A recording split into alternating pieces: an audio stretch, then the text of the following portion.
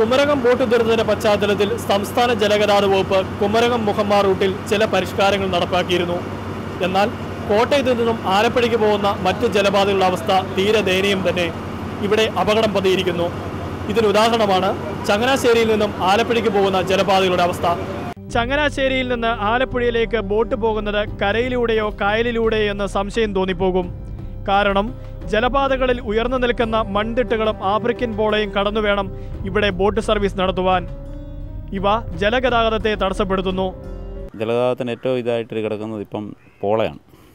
പോള, അതുപോലെ കായലിൻ്റെ പല ഭാഗത്തും മൺകുറ്റികളുണ്ട്, തെങ്ങുംകുറ്റികളുണ്ട്. കഴിഞ്ഞ ദിവസം ഒരു ഹൗസ് ബോട്ട് തെങ്ങുംകുറ്റിയിൽ ഇടിച്ചിട്ട് അതിൻ്റെ പല കിടന്ന് മുങ്ങി കായലിൽ കിടക്കുന്നവർക്ക് പിന്നെ പെട്ടെന്ന് സ്പീഡ് ബോട്ട് വന്ന ഗസ്റ്റിനെ രക്ഷപ്പെടുത്തുകയൊക്കെ ഉണ്ടായിട്ടുണ്ട്.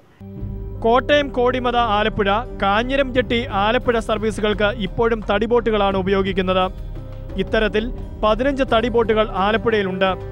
കാലപ്പഴക്കം ചെന്ന തടിബോട്ടുകൾ പിൻവലിക്കണമെന്ന കമ്മീഷന്റെ നിർദ്ദേശങ്ങൾ ഇവിടെ നടപ്പാക്കിയിട്ടില്ല.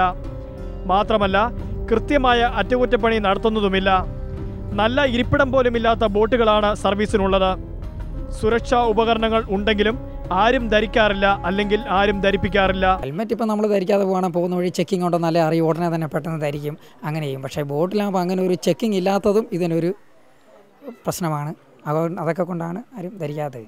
അതുകൊണ്ട് തന്നെ ദുരന്തങ്ങൾ വരുമ്പോൾ ഊർജ്ജസ്വലമാകുന്ന ജലഗതാഗത വകുപ്പ് നിലവിലെ സാഹചര്യത്തിലും യാത്രക്കാർക്ക് സുരക്ഷിതമായ ജലഗതാഗതം ഉറപ്പാക്കേണ്ടിയിരിക്കുന്നു.